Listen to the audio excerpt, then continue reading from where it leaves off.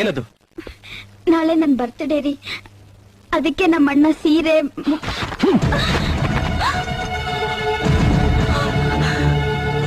ನಮ್ಮ ನಿಮ್ಮ ಸಂಬಂಧ ಯಾವತ್ತೋ ಸತ್ತೋಯ್ತು, ಮತ್ತೆ ಬಂದೆ ಇಲ್ಲಿಗೆ?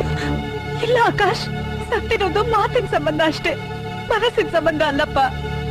ನೋಡಿ ಬಾಯ್, ತಂಗಿ ಹಾದ್ರ ಮಾಡಿ ಯಾವನಿಗೋ ಬಸರಿ ಆಗ್ಲು, ಅಣ್ಣ ಅದನ್ನ ತೆಗಿಸ್ಬಾರ್ದು ಅಂತ ಒಳಗೊಳಗೆ ಪಿತೂರಿ ಮಾಡ್ದ. ಈಗ ನೀನ್ ಯಾವ ಕಿತಾಪತಿ ಮಾಡಕ್ ಬಂದಿದ್ಯೆ? ಇಲ್ಲಮ್ಮ, ನನ್ನ ಹೂನಷ್ಟೇ ಮೃದು, ಹಾಲಷ್ಟೇ ಶುದ್ಧ. ಅವ್ರ ಕನಸಿನಲ್ಲೂ ಕೆಟ್ಟದನ್ನ ನೆನ್ಸೋಲ್ಲ. ನನ್ ಗಂಟಂಗೆ ಪ್ರೀತಿ ಮಾಡಕ್ ಬರತ್ತೆ ಹೊರತು ಪಿತೂರಿ ಮಾಡಕ್ ಬರಲ್ಲಮ್ಮ. ದಯವಿಟ್ಟು ಅವ್ರ ಮೇಲೆ ಯಾವ ಒಪ್ಪದ ಹೊರಿಸ್ಬೇಡಿ. ಓಹೋ, ನಿನ್ ಗಂಡ ಸತ್ಯ ಹರಿಶ್ಚಂದ್ರನ್ ಮೊಮ್ಮಗ, ಅದಕ್ಕೆ ನನ್ ತಮ್ಮನ್ನ ಮರಳ್ ಮಾಡಿ ತನ್ ತಂಗಿನ ನನ್ ತಮ್ಮನ್ಗೆ ಗಂಟ್ ಹಾಕಿರೋದು. ಮರಳ್ ಮಾಡಿದ್ದು ನನ್ ಗಂಡ ಅಲ್ಲ, ನಿನ್ ತಮ್ಮ. ಪ್ರೀತಿ ಹೆಸರಿನಲ್ಲಿ ನನ್ ನಾದಿಗೆ ಮಂಕ ಬೂದೆ ಎರಚಿದ. ನಾನೊಬ್ಬ ಅನಾಥ, ದಿಕ್ಕಿಲ್ದಿರೋನು ಅಂತ ನನ್ ಗಂಡನ್ ಕಾಲ್ ಹಿಡ್ಕೊಂಡ. ಅಯ್ಯೋ ಪಾಪ ಅಂತ ಕನಿಕರದಿಂದ ನನ್ ಗಂಡ ಮದ್ವೆ ಮಾಡಿದ್ರೆ ಹೊರತು ನೀವು ಕುಬೇರು ಅಂತಾನೂ ಅಲ್ಲ, ನನ್ನ ನಾದ್ನಿ ಕುರುಪಿ ಅಂತಾನೂ ಅಲ್ಲ. ಆದ್ರೆ ವ್ಯಭಿಚಾರಿಣಿ ಅಂತನಾ? ಮುಚ್ಚ ಬಾಯ್, ಕಂಡೋರ್ ಮಾತ್ ಕೇಳಿ ಕಟ್ಕೊಂಡ್ ಹೆಂಡತಿನ ವ್ಯಭಿಚಾರಿಣಿ ಅಂತಿದ್ಯಲ್ಲ ನೀನಂತ ಗಂಡ್ಸು. ಅವಳ ಪ್ರೀತಿ ಮಾಡೋಕೆ ವರ್ಷಾನ್ಗಟ್ಲೆ ಅವಳ ಹಿಂದೆ ಅಲದಿಯಲ್ಲ. ಅವಳ ಮೇಲೆ ಅಪವಾದ ಬಂದಾಗ ಅದು ಸರಿನಾ ತಪ್ಪ ಅಂತ ತಿಳ್ಕೊಳಕ್ಕೆ ಒಂದೇನಾದ್ರೂ ಪ್ರಯತ್ನ ಪಟ್ಯಾ?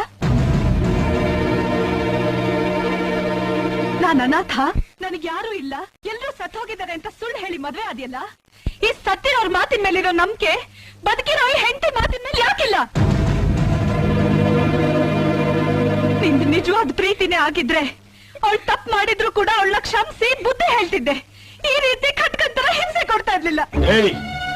ನಮ್ಮನೆಗ್ ಬಂದು ನಮ್ಮನೆ ಬಾಯಿ ಬಂದ ಬೈತಿಯೇನೆ ಇನ್ನ?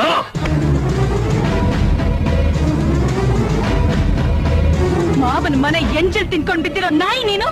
ನಿನಗೆ ಎಷ್ಟು ಕೊಬ್ಬಿರ್ಬೇಕಾದ್ರೆ ಗಂಡನ ಮನೆ ಮುದ್ದೆ ತಿನ್ಕೊಂಡ್ ಬಾಳ್ತಿರೋ ನಾನು ನನಗೇನೆಷ್ಟಿರ್ಬೇಡ. ಹೆಣ್ಣಿನ ಮೇಲ್ ಕೈ ಮಾಡೋನ್ನ ಗಂಡ್ಸು ಅನ್ನಲ್ವೋ, ಷಂಡ ಅಂತಾರೆ. ನೀನ್ ನನ್ ಮೇಲ್ ಕೈ ಮಾಡ್ದೆ ಅಂತ ನನ್ ಗಂಡನಿಗೆ ಏನಾದ್ರೂ ಗೊತ್ತಾದ್ರೆ ನಿನ್ ಕೈ ಅಲ್ವೋ ನಿನ್ ತಲೆನೂ ಉಳಿಯಲ್ಲ. ನನ್ನ ನಾದ್ನಿಗೋಸ್ಕರ ನಿನ್ನ ಕ್ಷಮಿಸ್ತಾ ಇದ್ದೀನಿ. ಇನ್ಮೇಲಾದ್ರೂ ನೀವೆಲ್ಲರೂ ಮನುಷ್ಯರಾಗ್ ಬಾಳ್ರಿ.